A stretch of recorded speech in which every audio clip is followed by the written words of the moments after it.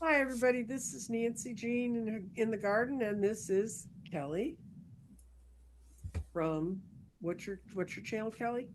Kelly's True North, Okay. cards, and chat. Oh, very good. And Kelly and I have known each other for a number of years. We kind of lost touch for a while in there when we were both going through some stuff. But Yep. Kelly has used my garden quite a bit, the garden with the stones, and she's actually one of the few people who really knows how to read it. So, da So she does Oracle Garden readings. Get a hold of her for that. But what we're going to start with today is you're also a Canadian. That's where the True North part comes from. Yes. Well, and so Kelly and I are going to go through her questions and just kind of have a chat. And I hope y'all enjoy it. And it starts with question number one. When did you first realize you might have psychic abilities? hmm. Well, not to let the program, down in the beginning. I question my psychic abilities still to this moment, but I have always had a sense of like knowing is what I'm labeling it as. Mm-hmm. I have always been able to like walk into a room and like read the vibes of the room or read the vibes of a person that I meet. And I've always had this like really incredibly strong gut instinct. Mm-hmm. Um it was always there, and I guess I sort of just took advantage of the fact that it was there, right? Mm-hmm. When my mother was sick, there were so many things that happened within that 2.5 year period that when I look back on it in hindsight, there is no other explanation for it than, there was a force that was moving me to do the Mm-hmm. things that I did because otherwise it doesn't make sense. Like, for example, I have never kept a journal ever. And for whatever reason, I decided I needed to go to the store and buy a notebook. And I started journaling every single hospital visit, Mm-hmm. how my mom was, what she was doing, what the doctor said, what this person said, what that family member said. Who knows why? 9.5 years after my mom passed, we had to go to court, and that journal was evidence. No, dear. And I was teased constantly by everyone in my family. Like, I would get in the car after the visit, for example, and they would say, I would be like, pass me my book, right? So I could write down. Mm-hmm. And everyone teased me. And so my point is that I knew that I had to do it. I didn't Mm-hmm. understand why I had to do it. I understand now that that was like an ability that I had that I was tapping into. I just didn't understand the ability at the time. So Okay. I've always had that strong knowing. Was there a strong aha moment in the recent past where you decided I really have to do this, or was it just always there and there was no escaping it? Well, when I started my channel, my I came from the chats, right? I Mm-hmm. was in all of the different rooms, watching the different readers, wanting readings on my mother mostly. My mother had passed in 2012, and the day after my mother passed, I found out my father was terminal. And then we went through another year and a bit Jeez. with my dad being ill. And somewhere in between my mom's passing and my dad's passing, I was diagnosed with anxiety and panic disorder and mild depression. And I was a hot mess, and I didn't really know, what to do with myself. And so I came into this spiritual community trying to get readings of from my mom, messages from my mother. And not to discount any of the beautiful readings that I did, but in the chat, Hi, how are you? Nice to see you. Come back next Tuesday. Hi, how are you? Nice to see you. There was this like feeling within that chat that just Mm-hmm. drew me in. And eventually I got to know people. I mean, I don't know them in person, I know them in the chat. And one day, uh, a good friend of ours, Allie, Heart and Soul Connected, was doing a show and she asked me to join. So I popped on the screen and I explained my situation. So that show was about being resilient during the pandemic. Mm-hmm.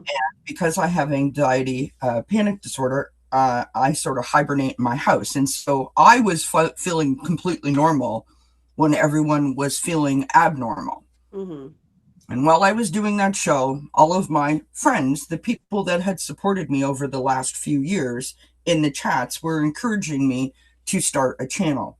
So I started a channel talking about anxiety and dealing with that. Mm-hmm. No intention of reading. I didn't have any cards. I didn't know how to read. I didn't know any of that.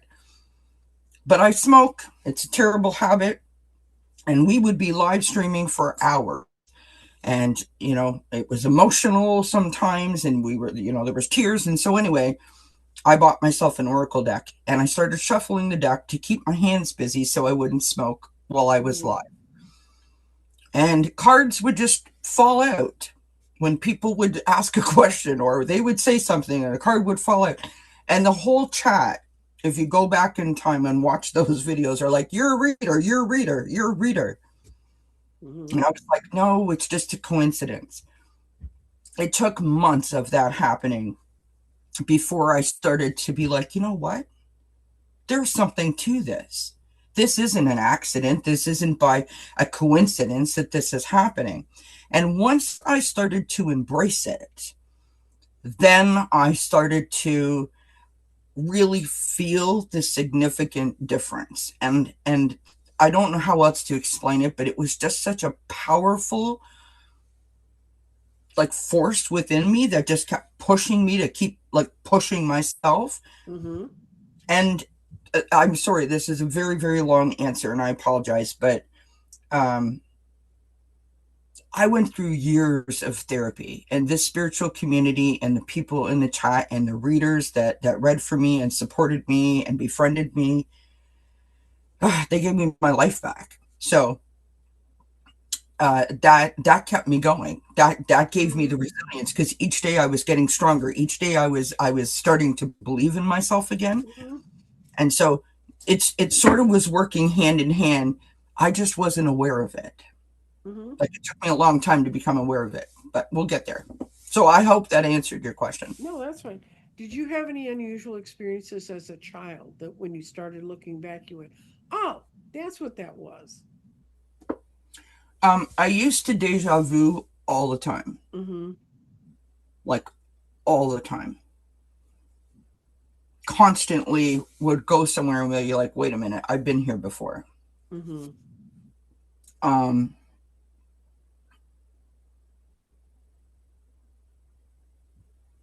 and That's probably enough.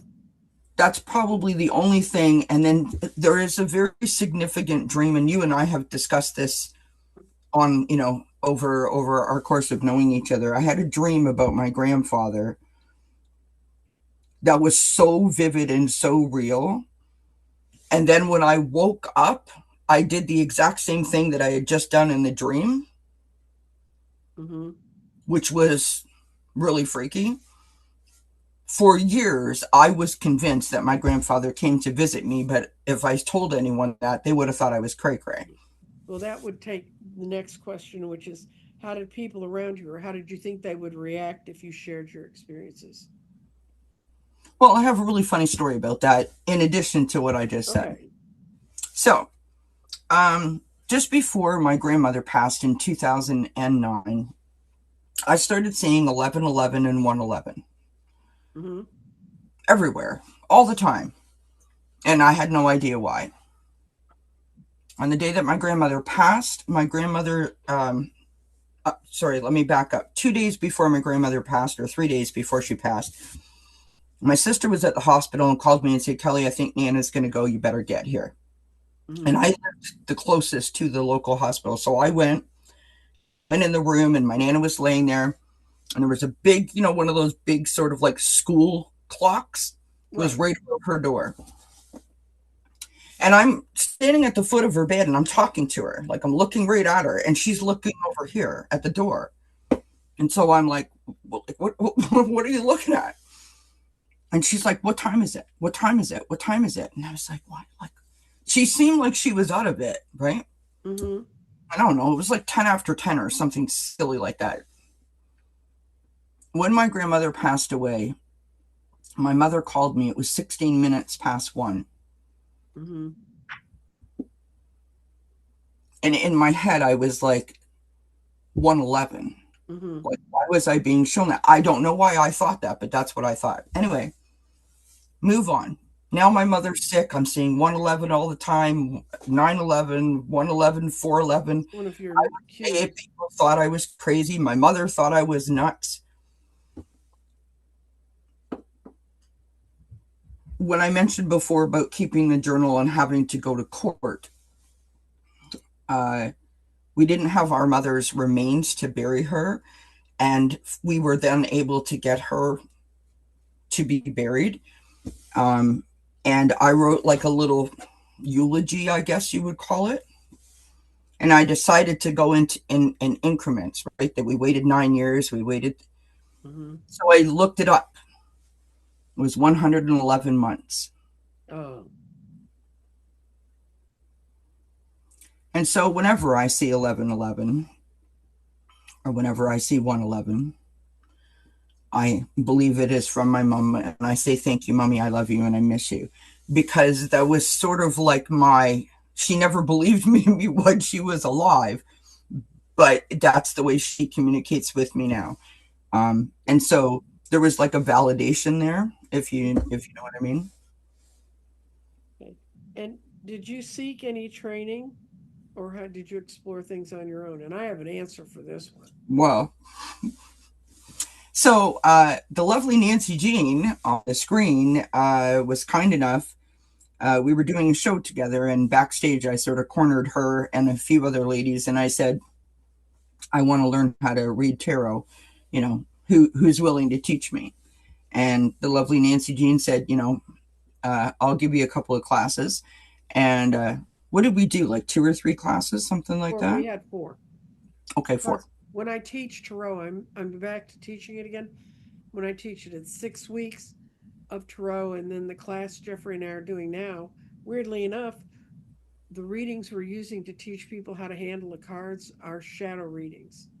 Hmm. So And yeah. so the lovely Nancy Jean taught me how to read tarot.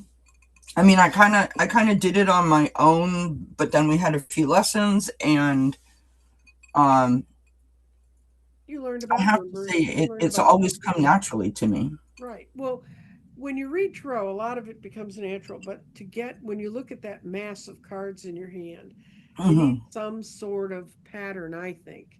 That's how I teach. I teach You numbers and suits. you were so helpful in that regard as to what you just said. I got the cards right, Mm-hmm. knew the suits, knew the numbers, knew what they meant, but I didn't understand the point, for Mm-hmm. lack of a better way to say it. And when you explained to me the journey Mm-hmm. from the full card to the world card, Mm-hmm. was like, oh, all of a sudden things just started Yeah, to make major arcana is tough.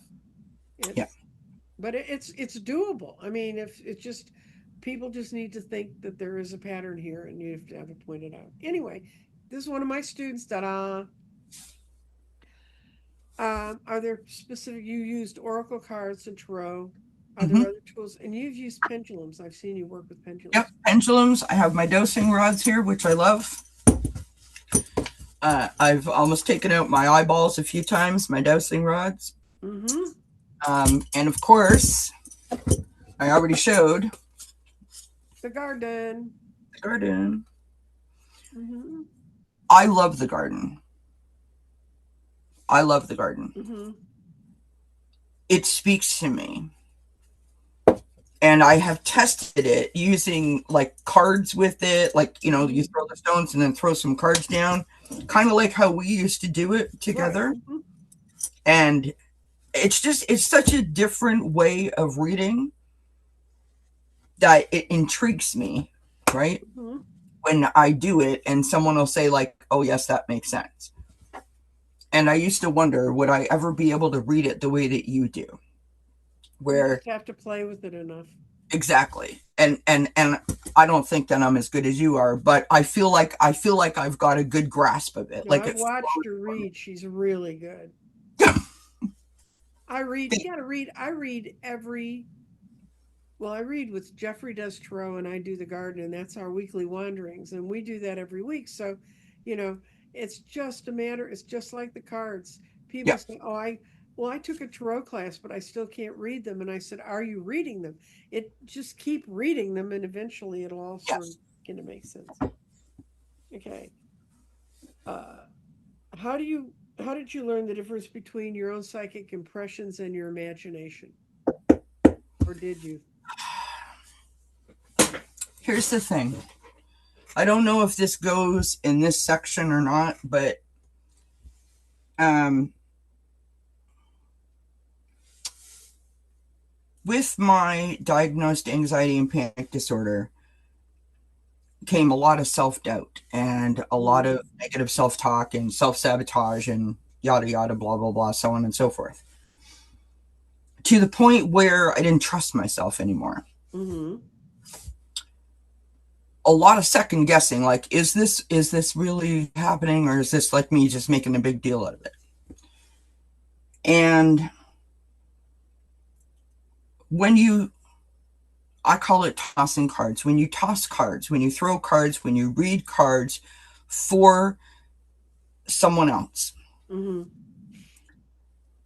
I think that is a huge responsibility Oh yeah. because I have been on the other side of that and I understand how that person wants that information, right? Is needing that to hear whatever message you're going to give them. And so I take that responsibility,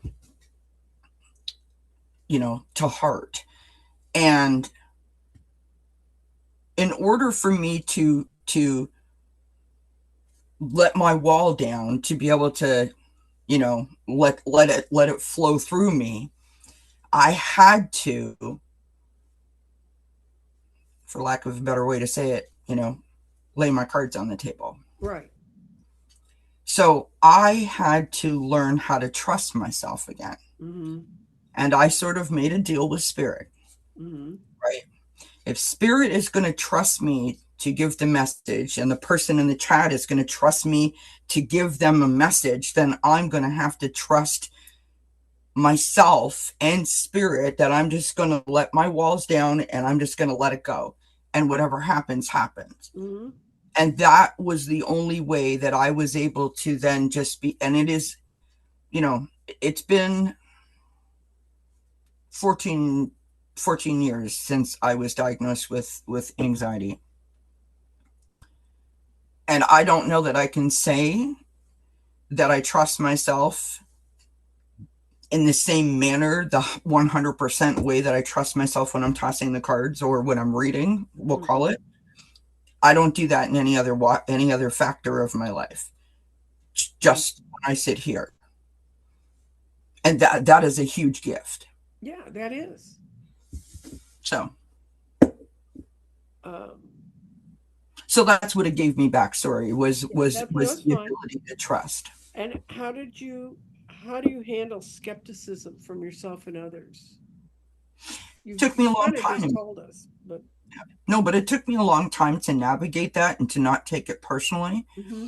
Um, and again, because I understand, and not like 25 years ago, I was like very recently I was in the chat asking for readings. Um, I know that people want to hear, and I think that, and I'm not saying that this makes me different or that this makes me unique. I'm not trying to sell myself. I'm just saying that if I feel that there is a personal experience that I can add to the reading that would be Hmm. helpful to a person, I will do that, Right. because I know that they want something from it, and we don't always get what you want. You Right. know what I mean? Well, we have Like, to tell them what we see. And that's yeah, the hardest part of learning as a reader, especially if you were raised in the society like we all were. We want people to like us. yes, So I'm when you very got to much say something that, I mean, yeah. it's not a great combination. Okay. And then have your abilities gone through strong and weak phases? And I know that you've talked a little bit about that. Yeah. When my anxiety is really really high, I fidget, Mm-hmm. and if I can't get it like in check, I don't. I'm not. I'm assuming that my connection breaks. I don't know that that's the case, but I feel it. It's not as Mm-hmm. solid as it could be, because when it is, I don't feel anxious. Right. So I just try really, really hard to put myself in a good spot Right. energetically before I start. How do you protect your own energy? Um, Before I read, I say a prayer. Mm-hmm. Um, I have my crystals all around me. I've got my amethyst in my hand. I've got a Mm-hmm. bunch on my person. Um, and I don't feel that it's ever not protected me when Right. I've asked it to protect me. Well, you take steps. You actively do that. I've had Yeah. readers who tell me they don't do anything. Okay.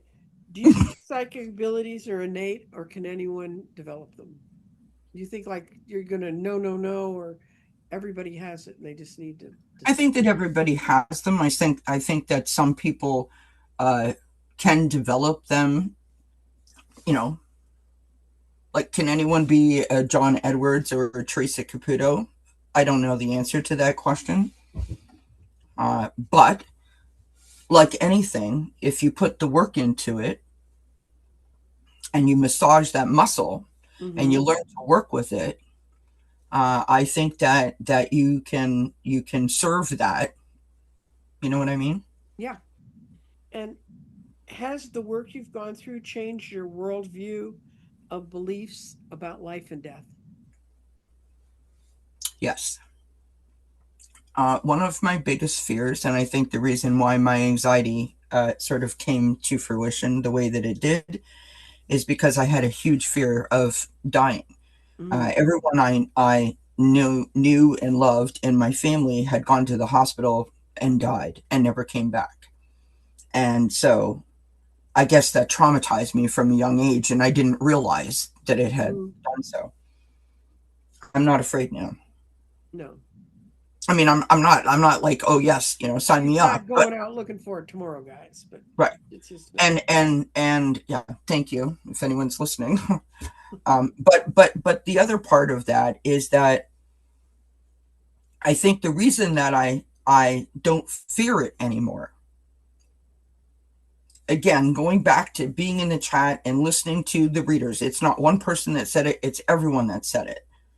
Whether they're on YouTube or, like Mm-hmm. really, really super famous psychics that we all know, like household names, like a John Edward or, Mm-hmm. so forth. Hearing that when they get to the other side, that the physical ailments are gone, Mm-hmm. and that the emotional stuff, the baggage, is Mm-hmm. gone. Like thinking it, hoping it, wishing that that's the case, Mm-hmm. that's one thing. But when so many people tell you that it is, accept that. Mm-hmm. And once you accept it, you're not fighting it anymore, right? You're not questioning it anymore. And just having that understanding, oh, like it's just like a sigh of relief, because there's nothing to fear. If that's what's That's going to right. happen, nothing to fear. Mm-hmm. What could you That's do about it anyway, one way or the other? I mean, mm, it's really it was a fear that was put in us. We're gonna yes, hold this end off you can't know anything about. 100%. What's one of the more powerful readings you've done? You don't have to give us names or dates or anything, but something where you it either affected you powerfully and how you changed, or you saw it had an effect on the person you worked with. When spirit is really strong with me, and thank you for this spirit. My nose runs, so that's always an attractive Mm-hmm. quality. So if anyone's ever watching me and my nose starts to run, I'll be like, "Oh, sorry, excuse me." So I always have Kleenex on standby. You know how some readers get chills or hot Mm-hmm. flashes or whatever? No, I get nose sniffles. So there's Mm-hmm. that. Anyway, um, this was like a thing. I don't know if you call this. I don't know if you do you classify remote viewing as a reading? Yeah, yeah. I mean, Okay. any work with energy fits in this space.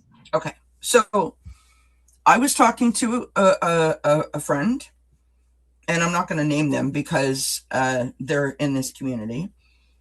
But I was talking to a friend, and we were setting up a time to talk, and I hadn't heard from them, and so I was trying to reach out, and I couldn't get a hold of them. And it had been a couple of days, and so I reached out to a mutual friend of both of ours, and that person said that they hadn't heard from that person either, and they were quite concerned. Mm-hmm. And so now myself and the other friend are talking to each other, and I'm sitting here doing this as I'm doing now. And the more that they're talking, I can hear how anxious they are. Mm-hmm. And I do not know what made me do it. I don't know why I thought I could do it. I don't know what I thought I was going to do. But I was just like, okay, hold on. And I closed my eyes and I tried to picture where they were. Mm-hmm. And so I then described the scene and what I got. And about 45 minutes to an hour, uh, presto boomo, the person that we were concerned about has now shown up. Mm-hmm. And we, all three of us, are talking. And the other person said to the friend that was missing, hey, wait a minute, where were you but a half an hour ago?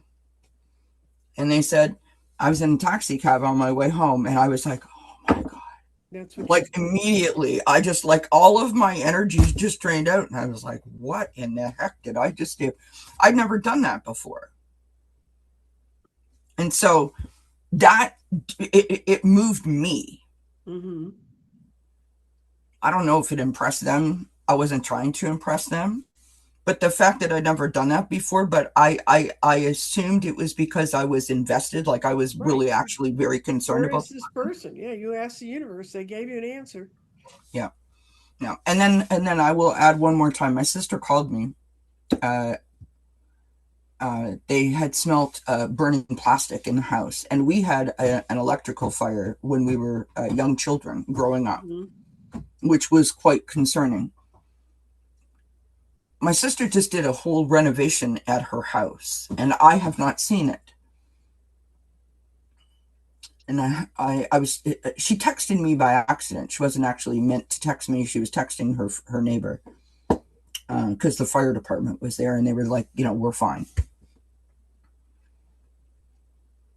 And I could not get this like thing out of my mind. And anyways, I said, I'm standing in your kitchen, but I'm looking at a brick wall.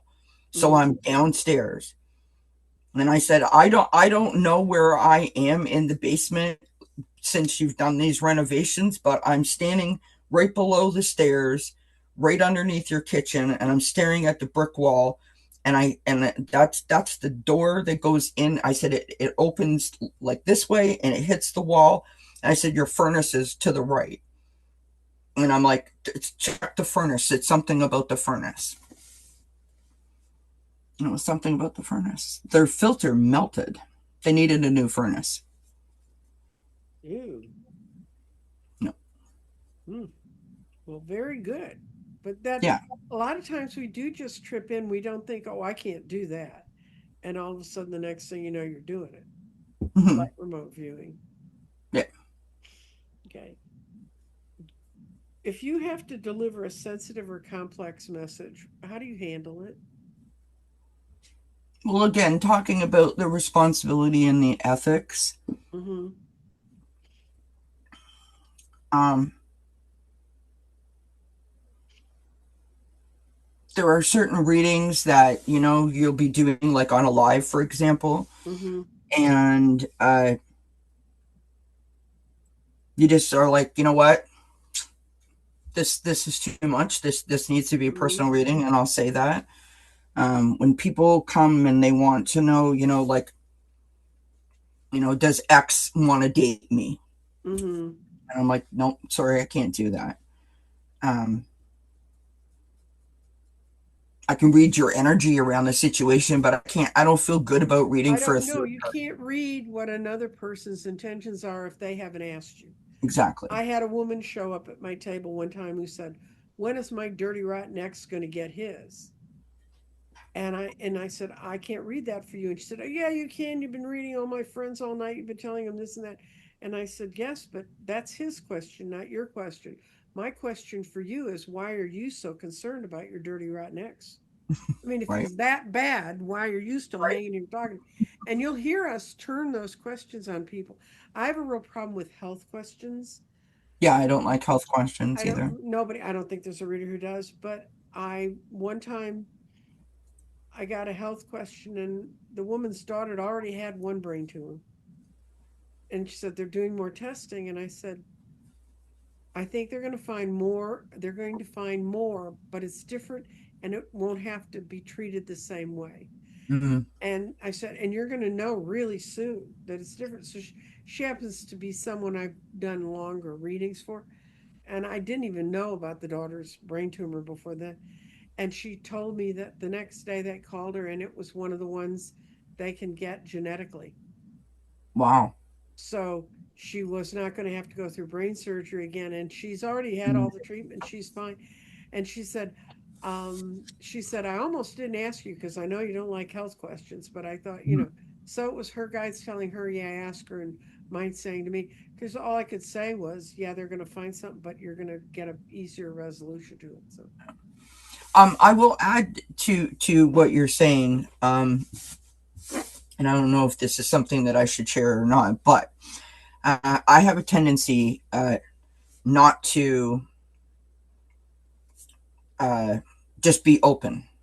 mm-hmm, And what I mean by that is, I don't like, hi, I'm here, I'm doing a live or whatever, ask me anything you want. I mm-hmm, usually have a plan. Tonight's reading is about this, or today's reading is about that. mm-hmm. And that is the way that I can sort of plan it. Yeah, you can funnel your energy into a direction. Yeah, Exactly. And then what I do is, if someone comes in and asks a specific question, as you just said, I'll take that question and I'll sort of, this is what we're going to get through the spread I'm already right. doing. And sometimes I'll acknowledge the reason I won't handle a question. Hmm. You Oh, know, I like, definitely do. oh, I get this one. The one I get a lot. When will I be a grandma? And in the back, I can hear that this young couple's not ready to have a kid, and they're so tired of hearing her talk about Mhm. it. I don't want to get into that. I said that's a question you're going to have to take with me off air. Well, I mean, for anyone that's listening to this, that's why so many readers say for entertainment purposes only, is Right. because you know we It don't want to be is. held responsible or liable, Mm-hmm. and because we understand that you want to hear what you want to hear, and for anyone who's listening to this that may be thinking of like starting a channel, you just have to set really clear boundaries For for yourself. yourself, I think. And once you do that, it's much easier to work within those boundaries, Right. right? Right. Okay. And what advice would you give to someone who's just starting out? How would you give them an idea about exploring their gifts?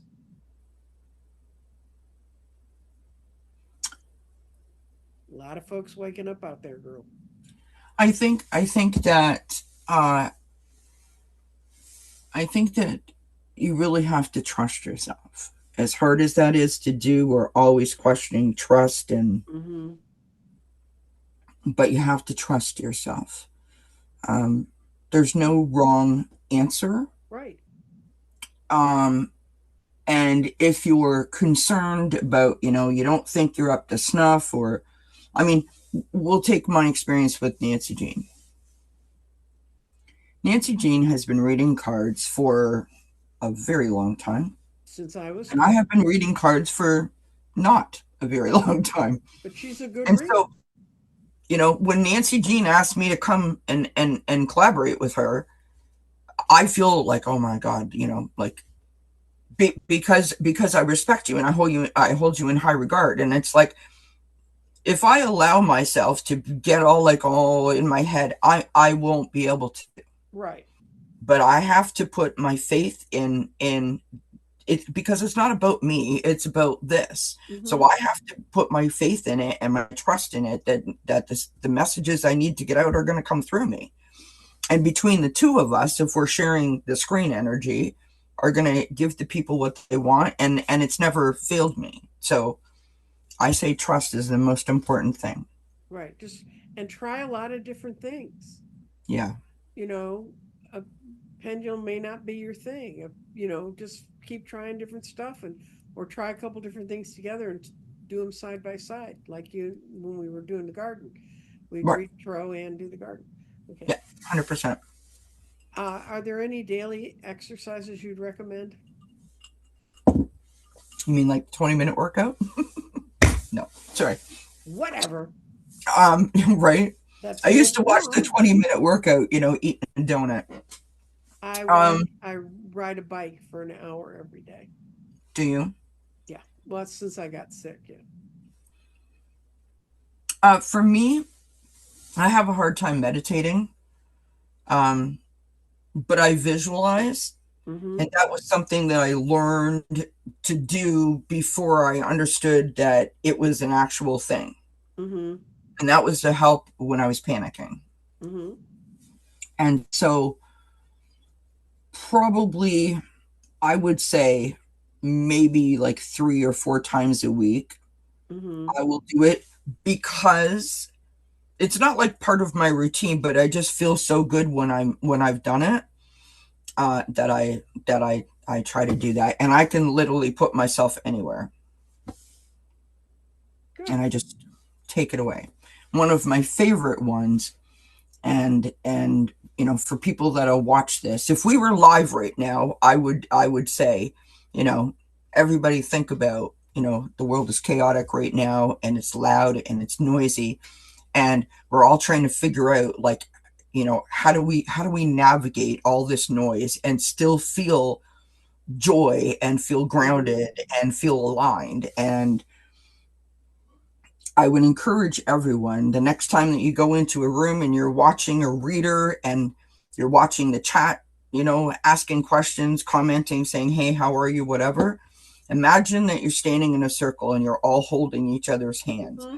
And just like allow yourself to absorb all that energy, right? Let the Right. energy flow through you. And then, when you look at each other and you feel like you're filled up with the energy, everybody puts their hands up and they release their hands, and you just put that energy out into the universe. Mm-hmm. And that's what I like to do often. It makes me feel alive when I do that. How do you find someone who's trustworthy in the psychic community to be as either just a reader to follow or a mentor? Is there any thing that you think's like the gold standard for you and that this kind of keeps me in the makes me feel secure? My vibe, Yeah. my gut instinct. Yeah. Nancy Jean knows uh, the high regard that I hold her in. So as I said, I followed a lot of people when I first came here. A lot of them Uh, aren't you, there anymore either. no, but I was following a lot of them, Mm-hmm. and when I decided to start my channel, I thought that a lot of people cared about mental health because that's what everyone was saying. We were in the middle of the pandemic, and turns out not so much. And I sent an email to about 25 people, 25 other readers that I had contact information for, and two people got back to me, Nancy Jean being one of them. And she sat and she talked with me. We had a little interview, and you were like, "Okay, let's give this a shot." And you let me come on with you. And I know that you didn't do that. You didn't really collaborate with a whole lot of people. You were very selective about the people that you invited to your space. Um, and the fact that you took a chance with me and allowed me to sort of share Hmm. my experience or my voice with other people Hmm. has always meant so much to me. But also speaks to me about the kind of person that you are, right? That you were willing to share your platform with another person, um, to just be helpful. Right.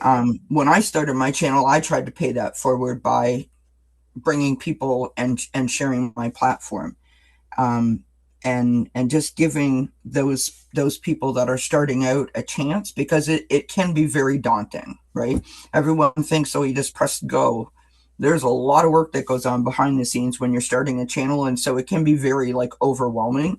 People think, oh, I'm not technical, I can't do this or whatever. So I've tried to be helpful, and that's kind of how I pay it forward, because you did that for me. Yeah, but it, I think your gut instincts is, if I hear someone, I'll hear a reader sometimes talking about things that, of course, when it comes to politics, that's not my topic. That is my favorite anyway, because I Right. used to work in it, and I'll hear them say things, and I'll go, "God, you have no idea how that really works." I mean, eh. Mm-hmm. And I mean, not that what I agree, what we've got is incredibly dysfunctional, but uh, but you know, You're getting no argument from me. As a Canadian looking down, you're not getting yeah, I any. You're know. not getting any. When I was first on with Kelly, we used to talk about how we were the crazy neighbors selling drugs on the floor below, and they're in the attic apartment going, "What?" I mean, you guys. But and there's a lot of things, and I'll hear people say things, and I just have to write it off to the fact that I just they just don't understand. I had a reader who, when I was doing the interview, and I'd interviewed her before we met, and when I Mhm. did the interview, she said she never makes a mistake. And right, I mean, then I was kind of going, and I still had like 5 questions left to go with her, and I'm like, I was polite. I did get immediately, I got notes from other readers saying, "What are you going to do about that?" And I said, "I'm going to let people use their own good sense. If you think someone never makes a mistake, they think they never make a mistake. Um, that is not, and maybe I should go hang with them more, because that is not my life experience. But what can I say?" Yeah. I So would what? just say to anyone who's watching, if you are listening to someone and you feel like they are being authentic and genuine and ethical about what they're doing, and the way that they're sort of giving of the Hmm. messages, even if the messages aren't for you specifically, if it gives you a good feeling, Hang in there. then trust that. And if it doesn't, then trust that as well. Right. Right? Be open to find other people, because there's lots of different places and lots of different styles, right? Hmm. And what's the biggest lesson you've learned in your psychic journey? This is the last question. So, You know, my mother's favorite word is believe. And I have believe all over my house in different forms, in, signs or whatever. And it was always about believe in yourself. That hmm. was her underlying message. And as I said, I have struggled greatly with my anxiety, to the point where I sort of became hostage to my fear. Hmm. And coming to this community without realizing it has opened a window that I didn't even know was available to me that has allowed me to look forward Mm-hmm. again, to trust myself again, to feel joy again, Mm-hmm. to remember what it is to be grateful and compassionate, to sort of like go above myself and have like a bird's eye view of like what I'm doing Right. so that I can step back and then correct it Right. or navigate it in a more positive manner. It has made me feel like I have some control again. Because when you live with anxiety, the fear is what controls you. Mm-hmm. And now I control me. Mm-hmm. Well, I'm proud of you. You're And doing every day is an awesome day because of that. So thank you. yes. No, you really have because and you're right. Everybody says, "Oh, well, we want to help everyone with mental illness, or we want to have," and then when they you confront them and you say, "Look, this is what it looks like," and they're going, "Well, no, I kind of relate to that person, so I'm going to get out of here because I don't really want to know that that's the truth." You know, I one time I told somebody that if somehow magically there could be like a little mini video and they could see how my life had run, no one would ever come to be read at my table. They always say, "Oh, you're so calm, you're so eh." Not true. I mean, it's not that I actively go around screaming and yelling and acting like an asshole, but I'm not, but I just pick up every day and do the best I can do with what I got. And 100%. that's what and you never stop trying. I mean, you never said threw everything down and said this is a pile of BS and I'm just not going to be part of it anymore. Well, and that's the point, because they're for days. I mean, I would sit there for days. Mhm. I'm embarrassed to admit. 4 days, 3 days, I wouldn't move. I was having like 5, 6 panic attacks a day. I was so scared to move a Mhm. muscle. And the fact that I haven't had a panic attack since 2016, the fact that, yes, I still have anxiety, but I've got it under control that I can function. Mhm. And when I feel like I can't, I now have tools to help myself. Right. I, it's such a hard thing to articulate. Like, even if the anxiety is high and I feel out of control, I still have enough logic and sense control that I don't freak out, which only adds to the panic. Right. Do you understand what I mean? Right. That's hard to articulate. And the other great thing is that, you know, the greatest gift that's come from it is I mean, oh gosh, the amount of live streams that I have done where people have come in to the chat and trusted me with, pains and Mhm. hurts and life experiences and traumas. And like, we've all been crying and, then they come back in a week and they're like, I feel better, or I had a great day, or someone else in the chat had a bad day and you see them lifting someone Mhm. else up and you think to yourself, what did little old me ever do to deserve to be put in this position where I can witness someone healing in real life, in Because real you have an time? understanding of healing. If you've Yeah, never felt you were sick, if you never thought you did anything wrong, if you never, and it's not wrong, if you just never thought you did things that were ill advised, you would have no compassion for people who do those things. So I thank just think you. it's a beautiful gift So that I how every day. do you do you do your shows? Do you do readings? I do. Oftentimes, like I said before, I plan it. So I will say, like, okay, for example, last week, because it was Valentine's Day, I did hugs. So I love a good acronym. Hmm. It's my favorite kind of spread. So I take, a word and I come up with it, and then I come up with a reading, and that's what we did. Simple 3 card reading on a hug, because I sort Cool. of felt like that's what everyone needed, was a It hug. is. Oftentimes I'm a very creative person. I like to create. I think I'm crafty. I'm not. Don't if I ever go to a craft sale near you, don't buy anything I'm selling to you. But I try. So I go into Canva and I'll create a thumbnail.